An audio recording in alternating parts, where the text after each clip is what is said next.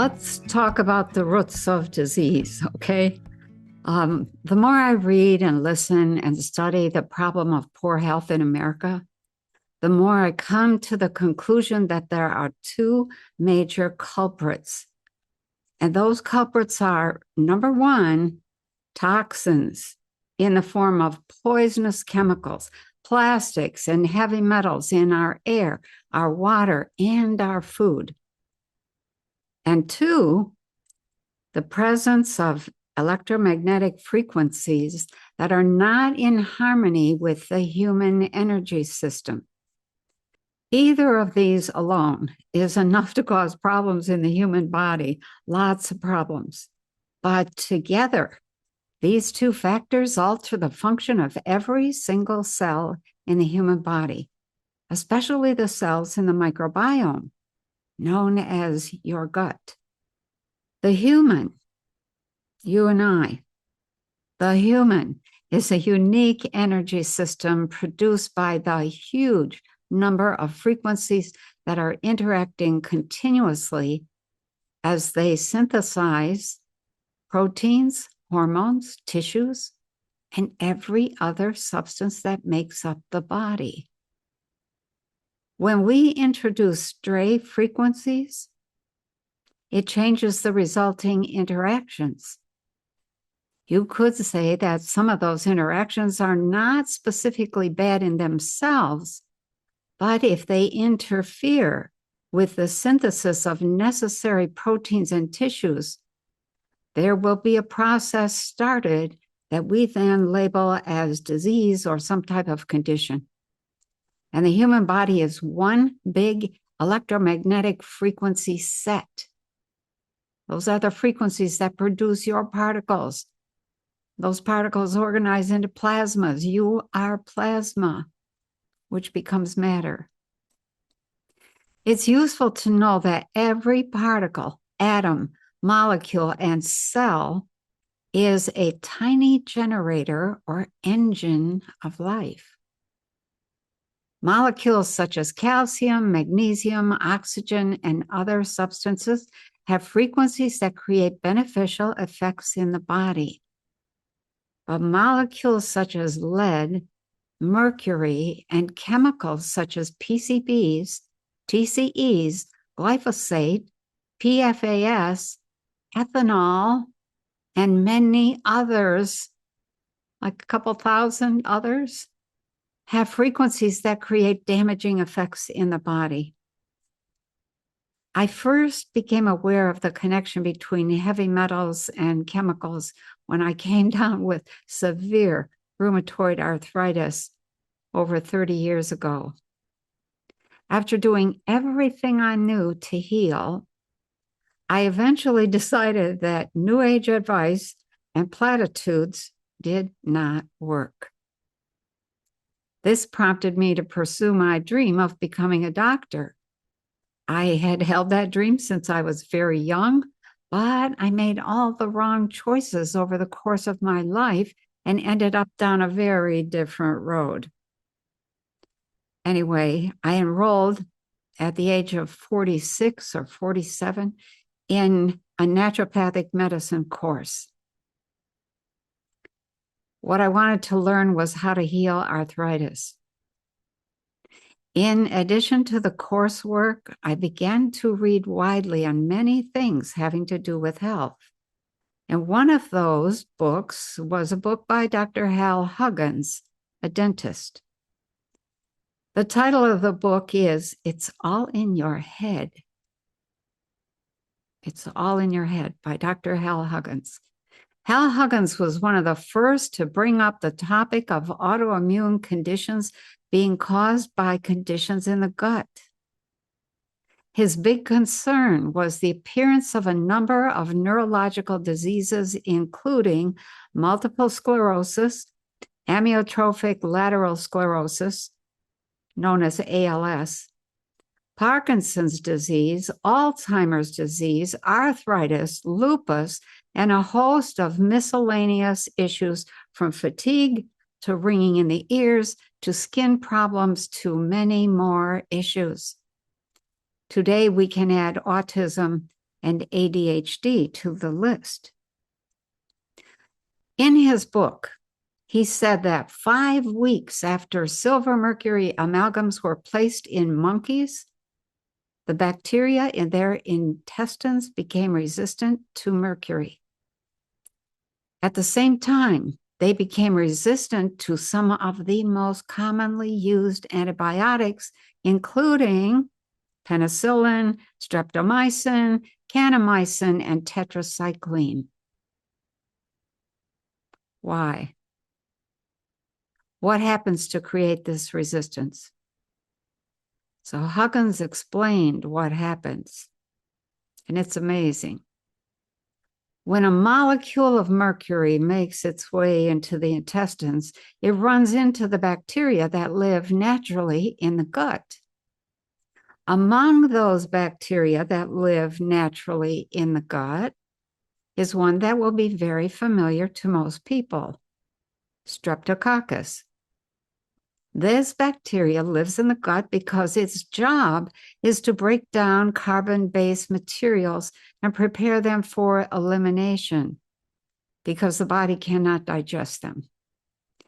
So Huggins points out that most cells would die when exposed to mercury, but not strep. Instead, Streptococcus goes over to another bacteria and robs it of its DNA. The strep bacteria now has double the DNA that it had before, and it can outsmart and outmutate anything we throw at it, and that is where antibiotic resistance comes from. Worse, the strep no longer captures the invading inorganic mercury to convert it to an organic form that can be excreted. Thus, the highly toxic mercury stays in the body and begins to disrupt the highly sensitive forms of life in the microbiome.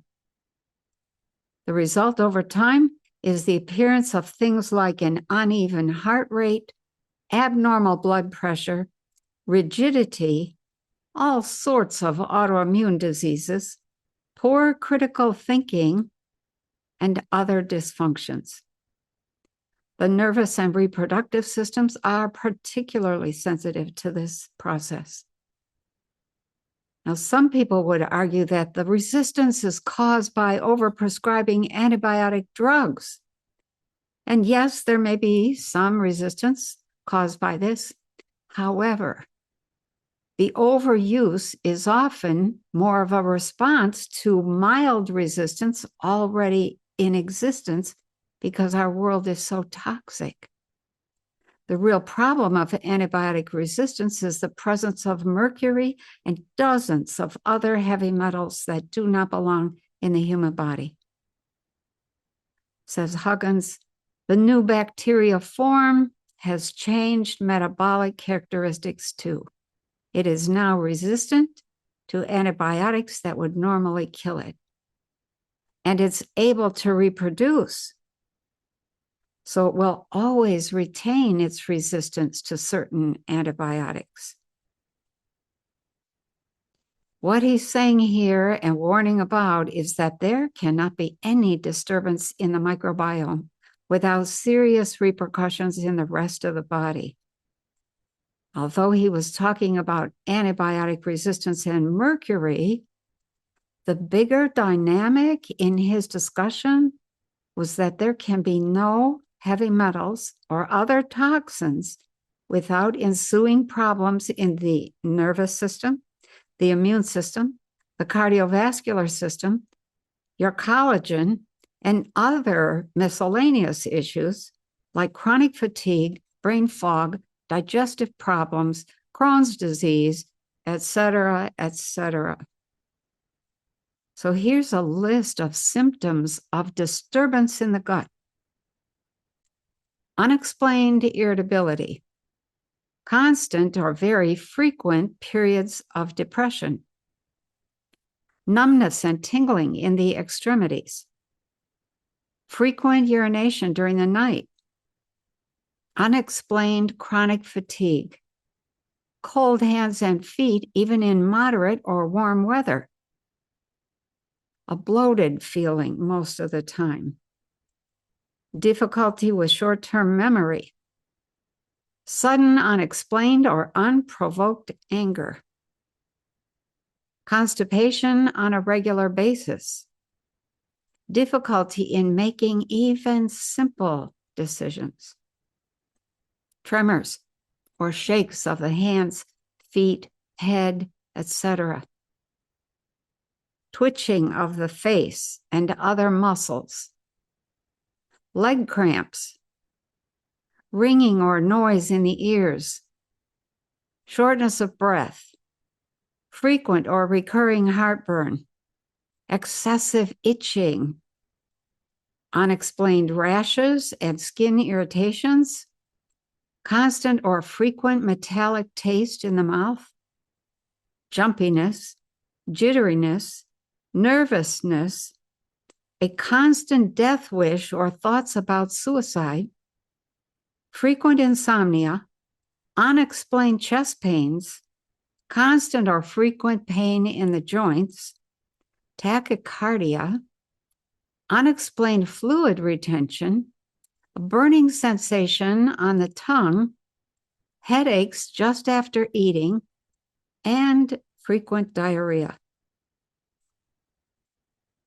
These are just the warning symptoms that then progress into one of the more serious diseases like Alzheimer's, ALS, multiple sclerosis, and Parkinson's listed above. I agree with Dr. Anthony Kaveh when he says, an ounce of prevention is worth a pound of treatment. What this means is that anything you can do to begin avoiding heavy metals and eliminating them from the body is critical. At the same time, there has to be an effort to correct and support the bacteria in your gut. The problem of heavy metals is compounded by the fact that we are all living, working, and playing in an electromagnetic soup. It's a soup that we got from the digital age, which we love. These electromagnetic frequencies interact with the frequencies given off by heavy metals, and we end up with a toxic mess in the gut. Since the microbiome is responsible for our immune system and many metabolic functions, we go down before our time when we disturb the balance there in the gut. Autism has been traced to a profound disturbance in the microbiome, as has Parkinson's disease and Alzheimer's.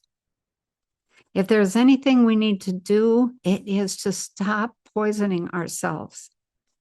We simply must find new ways of growing and processing food, handling manufacturing wastes, cleaning up our water, and renewing our soil so it produces food with top nutrition. Can I say it again?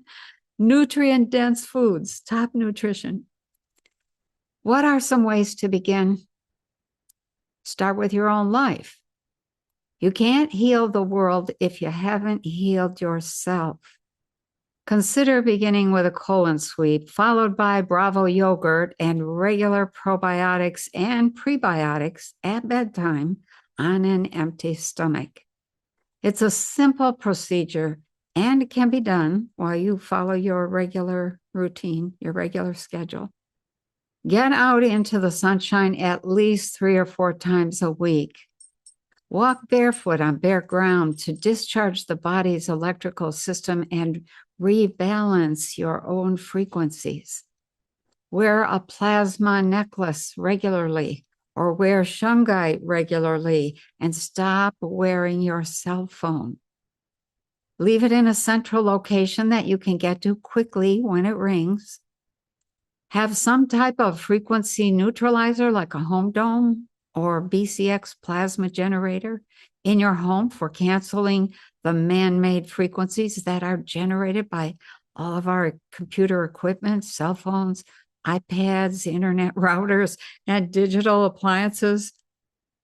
Finally, organic food is more than a little helpful because it has fewer toxins in it. Reverse osmosis water has fewer toxins than tap water. I don't know that we can do anything about our air at the moment, but we will get there eventually as we work to clean up ourselves and the planet. We can have a beautiful, peaceful world. We just have to start creating that world. In the same way that nobody can do your perception for you, nobody's going to build a new world for us. It's time to start. Thank you for listening.